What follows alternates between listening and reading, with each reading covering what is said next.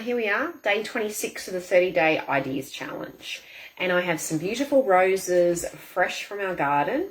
So, you know, sometimes when you see the beautiful roses and it's just, you almost don't want to cut them because they look so beautiful, but then you know that if you don't, they'll go very quickly.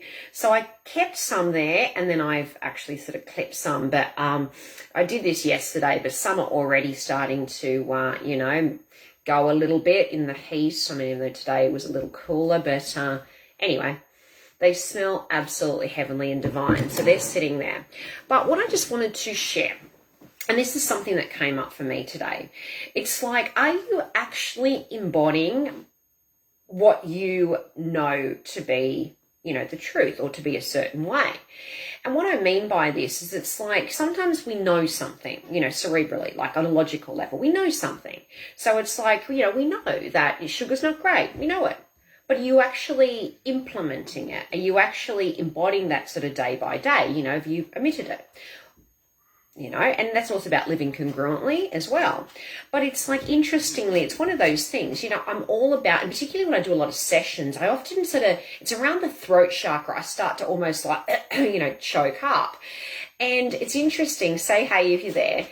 And it's like with that as well, it's like, well, you know, are you speaking your truth? And often I'll say that to people, and, you know, quite often it gets people thinking. And, you know, when you start delving further into it and give examples, it's like, well, you know, when something is on your heart, are you speaking it? Because I know for a lot of us women, you know, we do bite our tongue to keep the peace. I've seen that in my family. I've seen that as a generational thing. So it's definitely an ancestral pattern, and it is the case for a lot of us. But, you know, it's interesting because I know that. It's like I talk about it. It's like, yeah. And it was interesting earlier today, and I was in a session, and it sort of came up, and it was funny, and I kind of reflected on it, and I was thinking about it, and I sort of thought, even though I know it and I talk about it, am I completely 100% embodying it?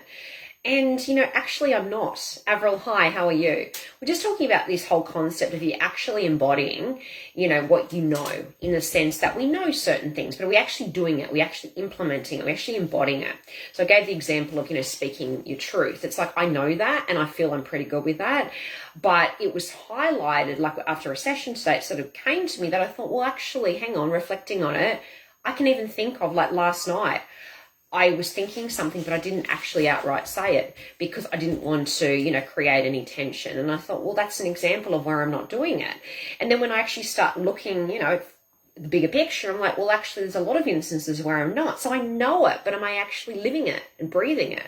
So it's the same with a lot of us know, and I gave the example of sugar, or, you know, even eating more vegetables, you know, that whole concept of crowding out. So like we're crowding out some of the bad foods, the packaged foods, the processed foods, the sugar-rich foods, and we're bringing in more of the veggies and things like that.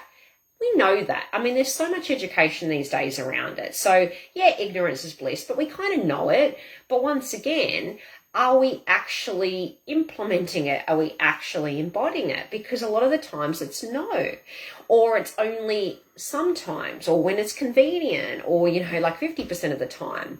So as I said, it's not really going to be a really long, detailed training, but it was really, or share, but it was more just, you know, I wanted to just kind of put that question to you, because quite often it's like we kind of like we're in the age of, you know, there's so much information.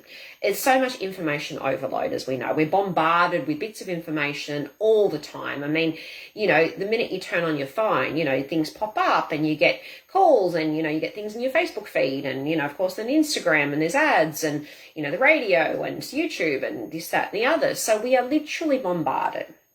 So there is so much information. So we know a lot of stuff on a logical kind of cerebral level. But as I said, are you actually bringing it into the body? Are you embodying it? Is it part of your day-to-day? And for a lot of us, it's not. So I just want you to start thinking about that. It's the same thing I was thinking about even years ago. And, you know, this can go back to, I said, congruence and, you know, all of that as well. But I remember this woman that I worked with, she was a naturopath, and she was helping people with weight loss. And I remember, you know, she was going each day to the bakery, you know, to get a cream bun. And don't get me wrong, I've gone down that sort of path in the past too. I remember I went through a cream bun phase when I was in high school, so no judgment. But, you know, just saying that it's like, we can know these things and talk about them and share them, but are we actually doing it? Are we actually embodying it? Are we actually implementing it? Are we actually living by it?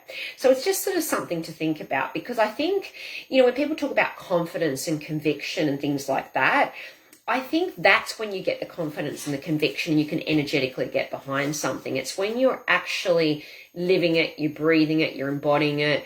It's congruent between what you're thinking and saying and actually doing. So it's just something, as I said, I want you to think about, because it was really in my face today, this whole concept of, yeah, I know, I talk about it. Yep, I definitely speak my truth. And then, as I said, it was something I realized that I am actually, in instances, still holding it back because I want to keep the peace. So, and it's interesting. I mean, people-pleasing tendencies has been highlighted as one of the key attributes in when they've done studies on cohorts of, different populations of cancer patients. That's a very common attribute, people-pleasing tendencies. So, you can kind of see how often we think that, yeah, I know that, I'm doing that, but are we really? Because I realize that I'm actually not, I'm still suppressing. And just that energy of suppressing, when we're suppressing something, you can just kind of feel how, it just weighs you down. It's creating blockages energetically. And we know we're energy at the most fundamental level. So the more that you're suppressing something, holding it down, it takes energy and pressure to hold something down. And I do believe, as we, and a lot of other metaphysicians and practitioners are saying that and validating that now, that, that's what creates dis-ease in the body. So anyway, something to think about. Have a great weekend. I'll see you tomorrow as well, like maybe tomorrow night, for another little share. I've only got a few more days left, and maybe, you want to think about doing a 30-day ideas challenge just to help you face fears of being seen and, getting out there, being visible, sharing your truth, sharing some ideas and downloads, epiphanies and awarenesses. Anyway, much love. Bye.